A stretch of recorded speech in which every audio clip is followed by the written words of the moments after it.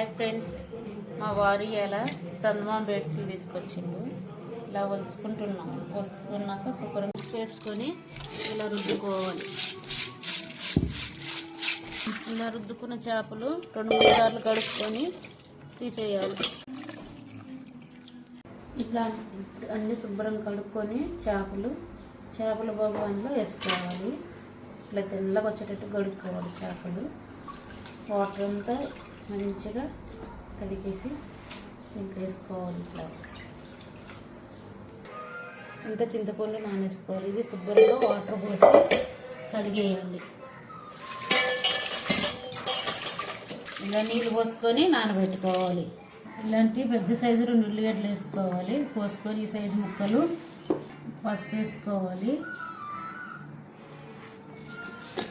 మనకు సరిపోయినంత మన రుచికి.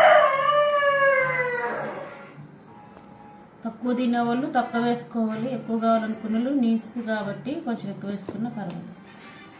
తర్వాత దీన్ని ఇట్లా కలుపుకోవాలి.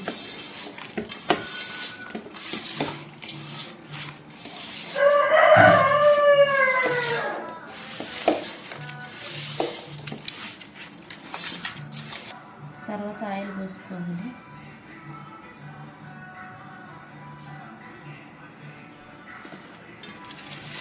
ఇట్లా కలుపుకోవాలి. దాన్ని చూసి మళ్ళీ కొంచెం ఆయిల్ వేసుకోవాలి.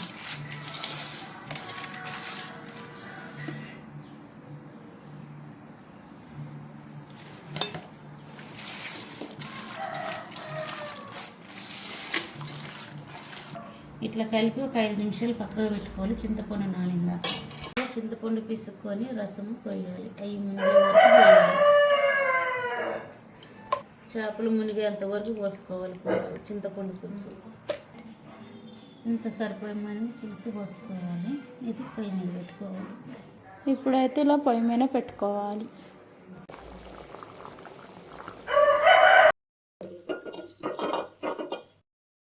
పొడి చేసుకోవాలి. ఇంతే ఫ్రెండ్స్, మన చేపల కూర రెడీ. చిన్న చేపలు